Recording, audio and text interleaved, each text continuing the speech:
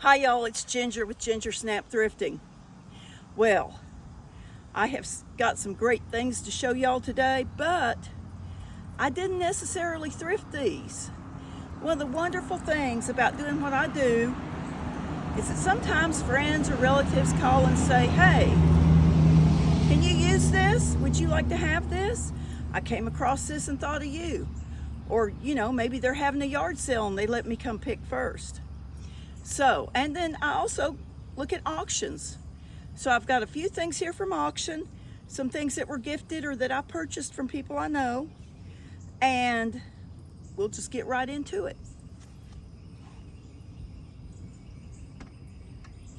This, y'all all recognize it. It's the cornflower blue, the loaf pan, the 9x5x3 2-quart loaf pan. Great for meatloaf, great for banana bread, you name it. And then this is a Corelle platter. It's not nearly so vintage, but it was real pretty. And it was on auction and it came with the bread pan. So I got that too. And these were also on auction. These little platters, got the turquoise blue and the beige. These are Shenango. The Shenango China Company has been out of business for a long time, but one of the president's wives, it might have been Lady Bird Johnson, but don't quote me on that, actually contracted with them to do new china for the White House, way back when they were still in business. So these are real pretty mid-century little platters. Now, somebody called me and said, hey mom, guess who it was? Hey mom, could you use these things? So I said, well, let me see what you got. An old shovel, rusted, beat up. Y'all, these are so fun. You can hang them like that on your wall, put magnets on them. You can just hang them up for decorator.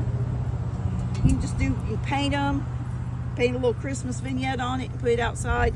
You can replace the handle. It does have the bolt in there to hold the handle. They're just fun little craft things to deal with.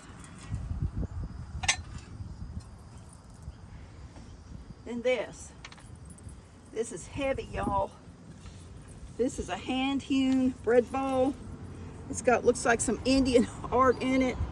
Looks like maybe a young man did this for his mom or something. Maybe it was a scout project or something. Real heavy old fruit bowl. Y'all can find way nicer fruit bowls, way lighter ones. They're made in China, y'all. They're made in Indonesia. If you go to the home goods store or the Hobby Lobby or whatever, they're not handmade in the USA. They're not made by somebody that put their heart and soul into it. If you look at it, it's a little crooked. That's why she didn't want it anymore. She said all her fruit rolled down. But hey, it's one of a kind. It would be great at a fireplace to hold some kindling. You pile up some cinnamon scented pine cones. You could use it for your fruit. I mean, people didn't used to just throw things out because they weren't perfect. They just used to use them. Use, reuse, recycle, right? And then I've got this.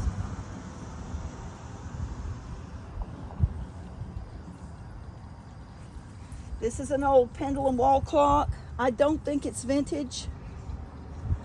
I hear it ticking. The pendulum's in there. I know the people that gifted me this, it did work in their home, but they got a big grandfather clock, and that's the grandfather clock in one of my other videos, y'all. So we'll be playing with this, seeing if it operates, and putting it in our booth in Jefferson. So that's everything in the back of the truck. I've got some other neat things, some linens, but I'm going to video those in the house. There's some bedspreads. I'm going to lay them out on the bed so you can really see them instead of trying to hold them up out here in the sandy driveway and all. So we'll be with y'all in a little bit to show you those things. Well, all right, y'all. This is a king-size vintage bedspread, JCPenney. Deluxe King. Pilgrim's Pride pattern. It's a chenille bedspread, but it's not the fuzzy kind.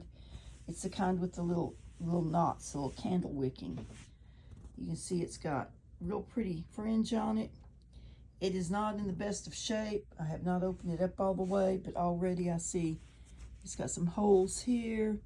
It's got some wear along the edges I saw. So it may be sellable to somebody with a vintage home, but probably it's going to be more like a cut up and turn into craft item. All right, y'all, the lady said it was a crocheted bedspread. It's very pretty. It does have some issues. Just on cursory inspection, I did see one place where it was unraveling some, right here. Probably repairable. I do not, however, think it's a bedspread because it has the trim on all four sides. Normally a bedspread would not have this, would have one side without this jagged trim, which would be the end that goes up by the pillows. I think it's probably a tablecloth, and it looks to me like it's almost a complete square without measuring it. But it's pretty. Someone will love it. Someone will want to cut it up or use it for whatever. It is a pretty thing. It's heavy duty cotton, handmade. And the last item is a giant trash bag of doilies. The lady said there were at least 120 doilies in there. I haven't counted them, haven't laid them all out. The first ones I've pulled out appear to be in pretty good repair. She said they were her mama's, and her mama collected doilies. I would expect if there aren't 120 doilies, there are way more doilies than what I'm ever going to need at any rate. So you can see they're very pretty, handmade, nice condition, and these are real useful to people. They cut them up and use the lace. They just use the doilies in their vintage homes. I think it would be pretty to make a bed coverlet for the summer with doilies on it. What do y'all think? So just in case you're curious, I did count. There were 120 round doilies of varying sizes. There were a few little square doilies. I'm not sure what this is. Another square doily, square doily. One 4-piece set of handmade napkins. And sadly, this is the only one that had a multicolor thread in it. All of them are white, ecru, and off-white. But a big stack of doilies, a big stack of lace. I'll probably sell a lot of them individually. I may use some of them in a craft project. We'll see. Well, y'all, thanks for watching another episode of Ginger Snap Thrifting. Thank you so much for watching all the way through, for your comments and your support. If you enjoyed this video, I invite you to subscribe if you haven't already, and ring the bell so you get notified of upcoming videos. Until then, I pray God's blessings upon you and your family, and we will see you next time on Ginger Snap Thrifting.